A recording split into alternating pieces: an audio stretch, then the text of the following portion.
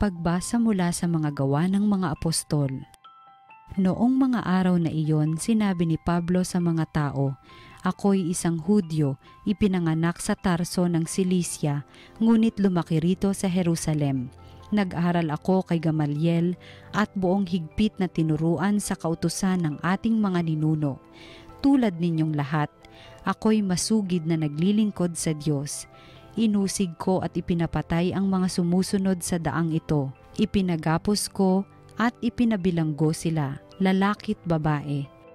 Makapagpapatotoo tungkol dito ang pinakapunong saserdote at ang buong kapulungan ng matatanda. Binigyan pa nila ako ng mga sulat para sa mga Hudyo sa Damasco at pumunta ako roon upang dakpin ang mga tagasunod doon at dalhin dito sa Jerusalem upang parusahan. Magtatanghali ang tapat noon at malapit na ako sa Damasco. Biglang kumislap sa aking paligid ang isang matinding liwanag mula sa langit. Nasubasob ako sa lupa at narinig ko ang isang tinig na nagsabi sa akin, "Saulo, Saulo, bakit mo ako pinag-uusig?" Ako'y sumagot, "Sino po kayo, Panginoon?" "Ako'y si Jesus na taga Nazaret na iyong pinag-uusig," tugon niya. Nakita ng mga kasama ko ang liwanag, ngunit hindi nila narinig ang tinig ng nagsalita sa akin.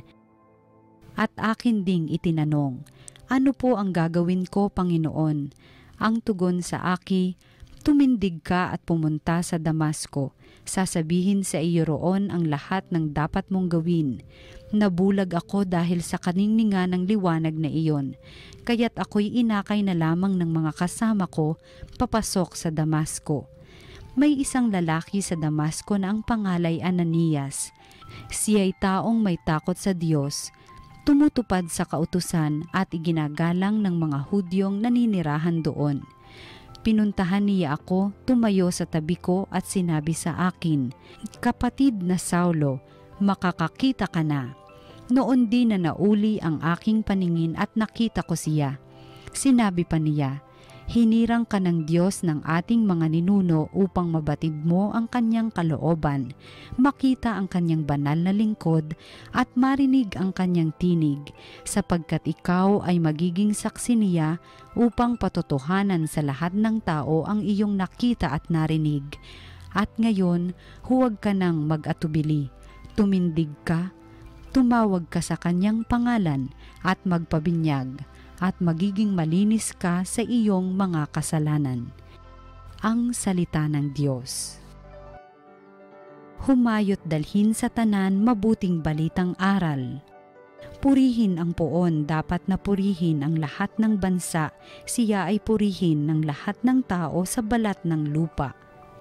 Humayot dalhin sa tanan mabuting balitang aral, pagkat ang pag-ibig na ukol sa ati dakila at wagas, at ang katapatan niya'y walang wakas. Humayot dalhin sa tanan mabuting balitang aral. Ang mabuting balita ng Panginoon ayon kay San Marcos.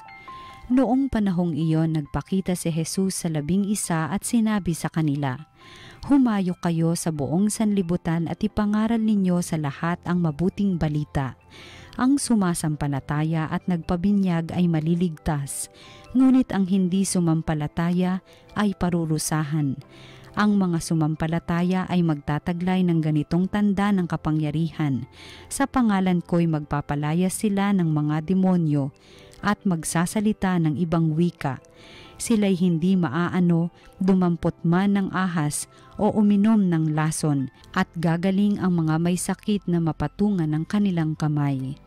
Ang mabuting balita ng Panginoon. Pinupuri ka namin, Panginoong Hesukristo.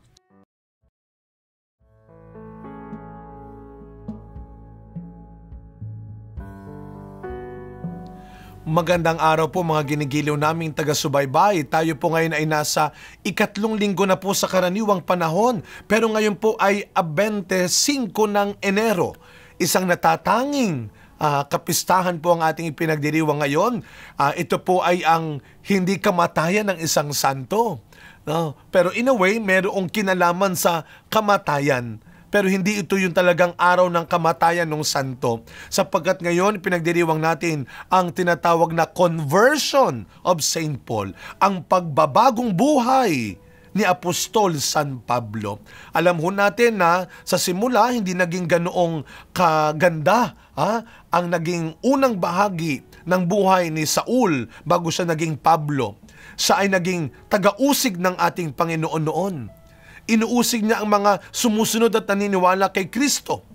At isang araw nang siya ay pagpakitaan hindi lang ng anghel, pagpakitaan hindi ng isang propeta, pinagpakitaan siya mismo ng ating Panginoon. At doon, mula sa kanyang pagkakahulog sa kabayo, siya ay dinampot, itinayo ng ating Panginoon. Hanggang sa dumating ang panahon na unti-unti na niyang naibalik ang kanyang paningin at nakita na niya ang mukha ng Panginoon. Kaya mula sa dating pagiging taga-usig, siya ay nakilangang mangingibig ng Panginoon. Mula sa pag-uusig, siya ay nauwi sa pag-ibig sa Panginoon. Bakit ito sinabi kong may kinalaman din niya sa kamatayan? Sapagkat sabi nga, every day we die from our sinfulness. Tayo araw-araw ay namamatay mula sa ating mga kasalanan, mula sa ating kadamutan, kayabangan, kasinungalingan, pagkasakim. At doon tayo, pag namatay tayo mula sa kasalanan na ito, kagaya ng ginawa ng Panginoon kay Saul na naging Pablo, ibabangon niya rin tayo at bubuhayin niya tayo bilang isang bagong tao. Yan ang biyaya ng sakramento ng kumpisal. Tayo po ay pumapasok sa kumpisalan, lumalapit tayo sa pari, taglay-taglay ang isang parang madilim, mabigat na buhay. Pero pagkatapos nating tanggapin ang pagpapatawad, tila para tayong laging bagong ligo. Para tayong pinaliguan talaga na sabi nga ay fresh na naman tayo. Pero wag nating kalilimutan, pagkatapos na patawarin, baguhin ng Panginoon si Pablo, siya ay nagkaroon ng isang malaking mission. At yun ay ang ipahayag ang mabuting balita sa lahat ng lahi, sa lahat ng lugar, sa lahat ng tao. At ganoon din po tayo. Kaya nga ang paalala ko ho noon pag sinabi natin pagdedebosyon, kagaya po ng debosyon sa Sacred Heart, sa Pong Nazareno, sa Mahal na Ina, baliwala ang pagdedebosyon kung wala tayong pagmimisyon. Ano ba dapat ang ginagawa ng ating debosyon sa atin? Hindi lang tayo nito tinuturoang magdasal. Ang ating debosyon ay dapat maghatid sa atin, magpaalala sa atin, na meron tayong misyon na tinanggap mula sa Panginoon at yan ang ipahayag ang mabuting balita. Kaya hindi pwedeng ang ating debosyon sa atin lang, tayo-tayo lang. Kaya napakahalaga po ng pangaral ni Kristo. Itong ebanghelyo natin ay naganap pagkatapos ng kanyang muling pagkabuhay at siya ay nagpakita sa kanyang mga alagad sa 11 at muling pinaalala dahil bago pa man siya nawala, namatay, sinabi na niya sa kanyang mga alagad. At minsan pang inuulit niya, humayo kayo sa buong sanlibutan at ipahayag ang mabuting balita. Isa po sa mga pinagpapasalamat ko na nabibigyan tayo ng pagkakataon na makapaglingkod sa mga kapatid natin sa ibang bansa rin ho. Nung nakaraan po, ang selebrasyon sa Singapore ng Nazareno, nung nakaraang taon naman ho, nakapagbigay din tayo ng retreat sa mga Pilipino sa UAE, sa gitnang silangan. Alam niyo, kahanga-hanga ang mga kababayan nating mga Pilipino. Hindi lang ho sila OFW kung tawagin at maituturing. Sila ay mga misyonero din. Kaya nga, mabuhay ho kayo, mga kapatid naming Pilipino, na naglilingkod sa simbahan sa iba't ibang panig ng mundo, kayo po ay tunay na biyaya ng bansang ito, ng simbahan ng Pilipinas sa buong mundo.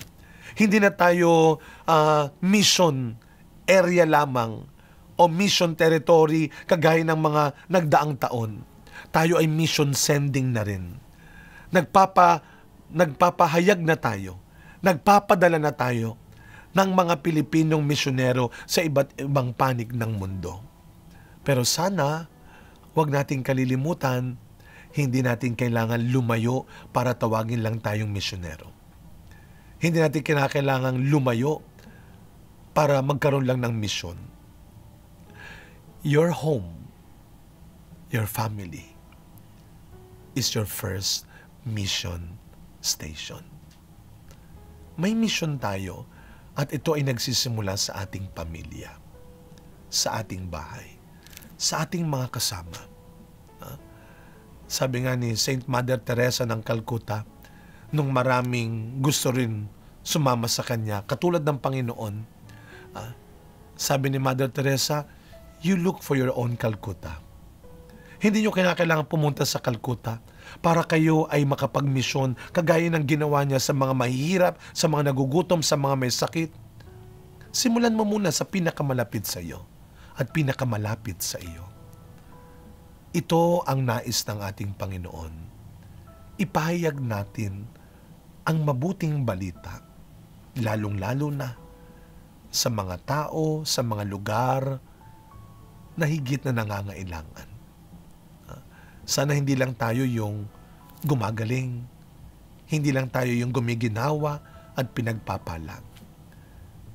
Ipagdasal natin araw-araw na sa bawat bagong araw na ibinibigay sa atin, sana huwag tayong matakot at madamot na ipahayag hindi lang sa ating salita, lalo na sa ating mga mabubuting ginagawa, ang aral at turo ng ating Panginoon. Araw-araw, mabuhay tayo, hindi lamang ng may malalim na debosyon, kundi higit sa lahat, mabuhay tayo tulad ni Pablo, mangingibig at misyonero ni Kristo. Samahan niyo po ko sa isang maikling panalangin. Sa ngalan ng Ama, ng Anak, ng Espiritu Santo. Amen. Panginoong Hesus, maraming salamat sa pagtawag at pagpili mo sa amin. Araw-araw, kinikilala namin ang iyong paghirang sa amin bilang iyong mga alagad. Patawarin niyo po kami sa mga pagkakataon na nagpabaya kami sa aming misyon, na hindi kami naging tapat sa aming mga dapat ituro, sabihin at gawin bilang iyong mga alagad. At Panginoon, hinihiling po namin na sana ipagkaloob mo sa amin ang lahat ng biyayang kakailanganin namin upang tunay naming maipalaganap ang iyong mabuting balita, hindi lamang sa mga taong malayo sa amin, sa mga taong iba sa amin. Pero sana, Panginoon, araw-araw, huwag naming makalimutan at pabayaan ang mga lugar, ang mga tao na malapit sa amin at malapit sa amin. Gawin mo kaming iyong misyonero. Amen.